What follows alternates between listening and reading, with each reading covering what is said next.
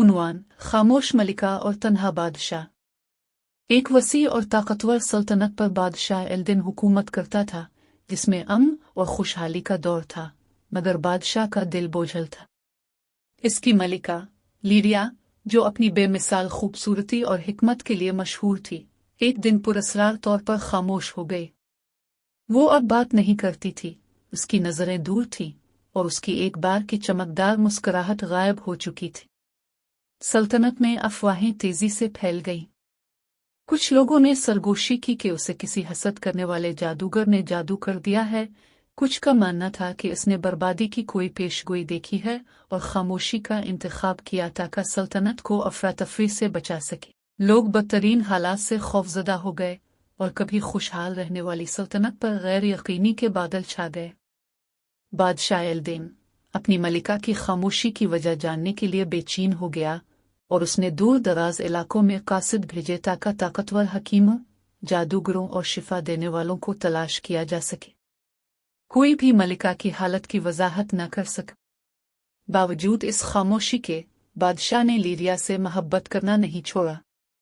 वो हर रात इसके साथ बैठता, सल्तनत के मामलात, अपनी जिदोजहद और उसकी सेहतयाबी की उम्मीदों के बारे में बात करता। एक शाम, जब बादशाह एक दास्तान सुना रहा था जिसमें एक अजदहा सल्तनत की सरहदों को खतरा दे रहा था, मलिका ने आहिस्तगी से इसका हाथ थामा। इसकी आंखें नर्म थीं मगर वो खामोश थी। इसके गाल पर एक आंसू बह गया। इस रात बादशाह ने एक ख्वाब देखा। वो एक अजीम खाई के किनारे खड़ा था और दूसरी तरफ मलिका खड़ी थी। उनके दरमियान एक बड़ी घूमती हुई सियाह छाया खड़ी थी जो उनके दरमियान रास्ता रोक रही थी।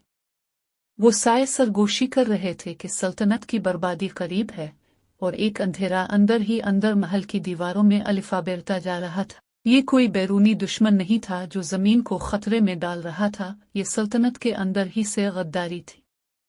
जब बादशाह बेदार हुआ, उसे समझ आ गई कि मलिका उसे शुरू से ही खबरदार करने की कोशिश कर रही थी। इसकी खामोशी कोई जादू न थी, ये तहफ़्फ़ुज़ था। उनके करीब ही कोई उनके खिलाफ साजिश कर रहा था ताकि सल्तनत पर कब्जा किया जा सके। बादशाह ने साजिशी को बेनकाब करने का मंसूबा बनाया, चालाकी और हिकमत अमली का इस्तेमाल करते हुए सिर्फ चंद मखसूस लोगों पर भरोसा किया। जब साजिश के तारीख राज जाहिर हुए तो पता चला कि बादशाह का सबसे काबिले एतमाद मुशीर खुफिया तौर पर एक फौज तैयार कर रहा था ताकि इक़्तिदार पर कब्जा कर सके। खतरा बेनकाब होने के बाद और साजिशी पकड़ा गया, सल्तनत तबाही से बच गई। और गद्दार की सजा के दिन मलिका लीडिया ने आखिरकार बात की। इसकी आवाज़ नरम थी मगर ताकतवर। उसने अपने शौहर का शुक्रिया अदा किया कि उसने खामोशी के बावजूद इस पर भरोसा किया। इसने जाहिर किया कि इसकी खामोशी दरअसल अल्फाज से ज़्यादा मजबूत तरीके से बोलने का जरिया थी। बादशाह और मलिका ने इकट्ठे दानिशमंदी से हुकूमत की।